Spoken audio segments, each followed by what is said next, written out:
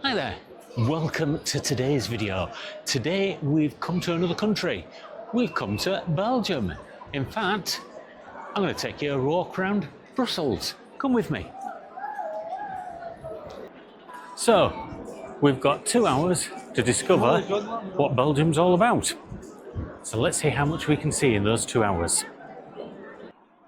Welcome to the Mont de Arts. We're going to walk up there and have a look from there. We can see that big green apple on the top, and there's some interesting buildings. But look at this place. Great view looking down at the spire, just next to the actual central station itself. I'm with Prince or King Albert. I'm not sure if it's Prince or King for Royal Family of Belgium, but I'll check on that and put it in the notes. All the family are here. Thomas, if you hear a load of bleeping going on, he's got a camera off Temu, which allows him to print photos off straight away. So he's taking photos and taking loads and loads of photos, aren't you, Thomas? So he's taking loads of photos and it just prints them off straight away. It's like a fax almost, where it prints off, but it's fun for him. He's taken hundreds of photos. Anyway, let's have a walk up and see what it's all about. Certainly a beautiful looking place, isn't it?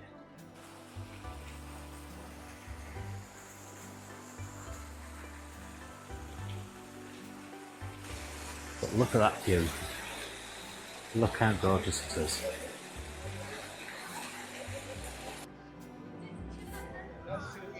What a view. Fantastic view. And if you look over there, look at those buildings.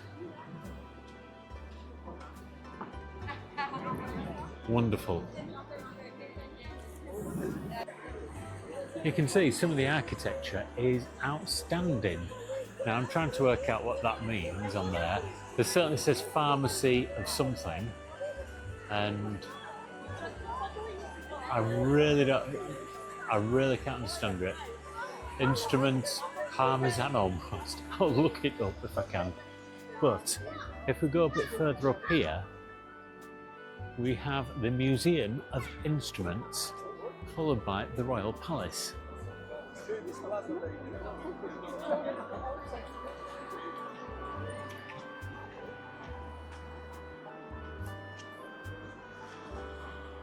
Look at that for a building. Very unusual looking.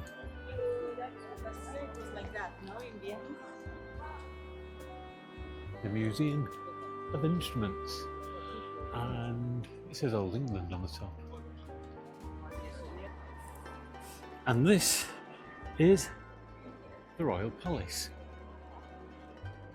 And what a structure. I know in the UK, Buckingham Palace you can't get this close to, but they do actually do tours around there, and you can enter it, from what I understand. If you look there, there's all the buildings you'd expect with royalty all around you. So this is called Palace Square, or Place de Palais, and it is basically surrounded with museums. Every sort of museum you can think of. The royal family itself doesn't actually live here now. They live just outside the city itself in a place called the Royal Palace of Laeken.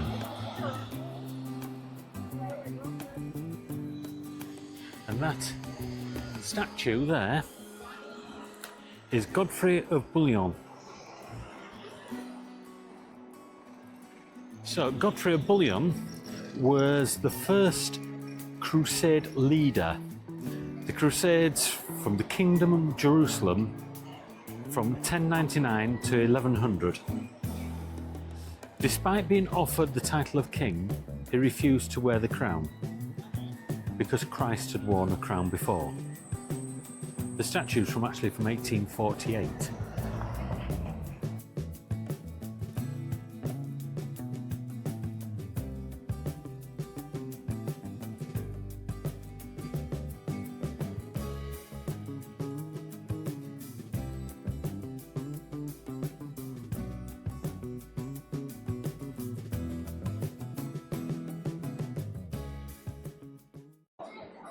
Well, today we've come with Caroline, Serena and Layla. We're busy buying some trinkets from the market, and we've also got James, Thomas and Eloise.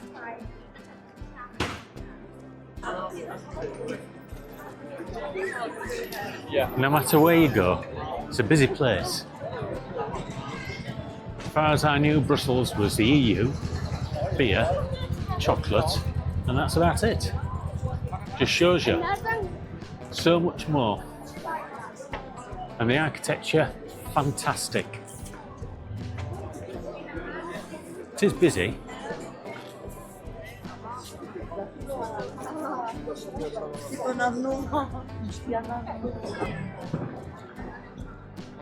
Cycling is again more important in Belgium than it is in most countries, but nowhere near the Netherlands. There's no major cycle lanes like there is in the Netherlands. However, there is cycle parking, so you can take your car to be parked, but you can also park your cycles. Something I think that really ought to be taken up elsewhere, and you'd maybe get more people cycling. But anyway, one of the places you ought to visit is the chocolate factory. You can actually see them making Belgian chocolate, which personally I prefer dairy milk to any other chocolate, but Belgian chocolate is something different. It isn't necessarily the chocolate itself that's any better. I would strongly suggest just spending a couple of seconds going in and having some chocolate. They've even got a museum, and guess who's there? Yes, it's Smurfs. You've got a few of the French characters.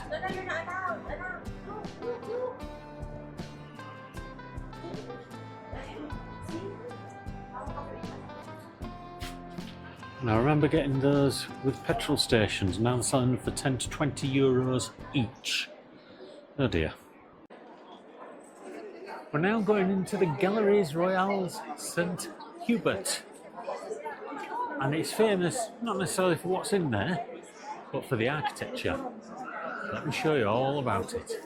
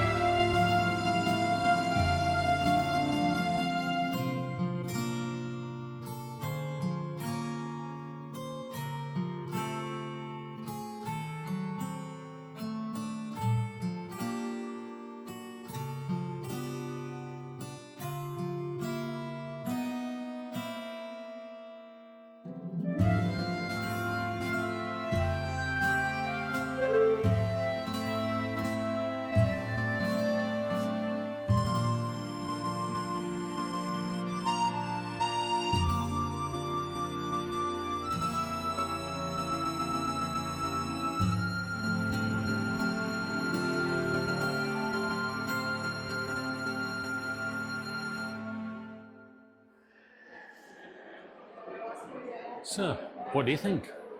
Somewhere different and somewhere unique, I would say, is that gallery. That's, well, shopping area if you like.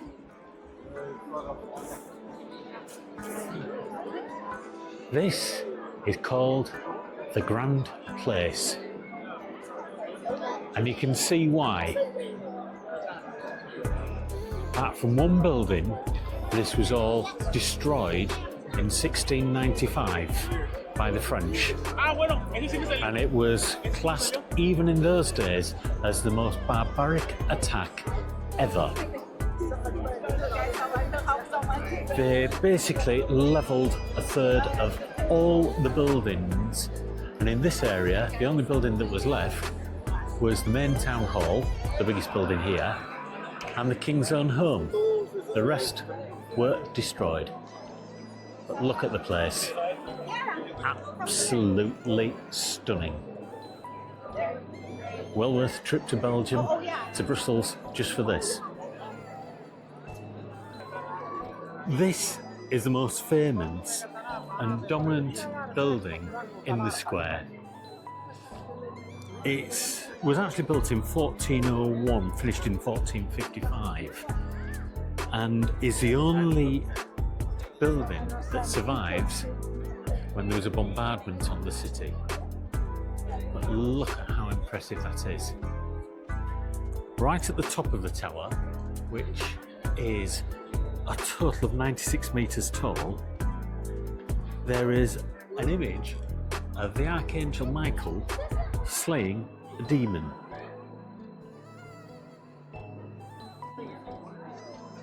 We're now looking at the King's House, Maison de Rue Broodhuis, which in essence means bread house.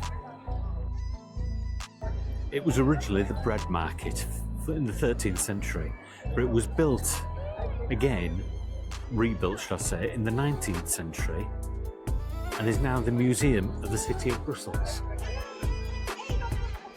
Again, a monstrosity, well, not monstrosity, a massive, fantastic building, and it's exactly opposite, if I turn round, the main building of the square. These ornate buildings, which surround the rest of the square, each one was built and decorated by a different guild, such as boatmen, carpenters, brewers. There was an attack in 1695, which I mentioned, and they were quickly rebuilt. But if you look there, the one in front of us, wagon builders, carts, etc. The one next to it, all have different designs on them, which make them stand out.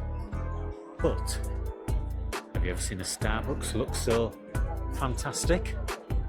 Or perhaps you want to go to Steve McCurry Icons. I actually thought it was a McDonald's for a few minutes. You even get some classic transport coming for picking you up. Who needs a taxi when you can go in one of those? How about that for a building? The Swan House.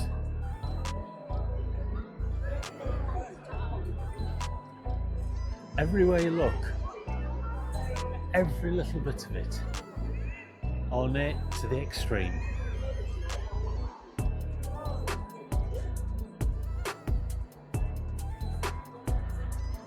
And all of them built this Gothic architecture in the 1690s onwards. So, stood in Grand Central Station and we've run out of time. I'm going to get back on the tube, which is the quickest way to get there.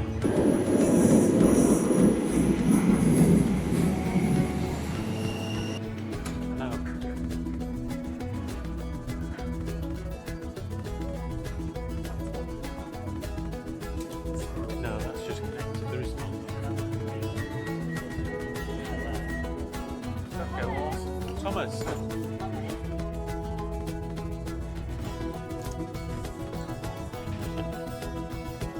Okay.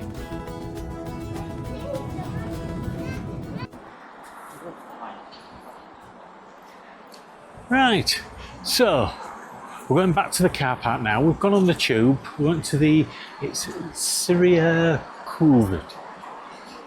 C-E-R-I-A. Anyway, it's the airport one. And basically, you get a tube ticket and it takes discount off your parking ticket for it. So it's all worth doing that way. So, is Brussels worth a day trip? Definitely. Even if you just went for that palace area, or if you went for the place that was attacked and destroyed in the 1690s. Well worth the effort. Chocolate, beer, yeah, great, no problem. Waffles, no problem. But the thing that made it was those buildings. The architecture was fantastic. Anyway, we're back to our car park now, so time to be going. So we'll see you on the next video. Bye for now.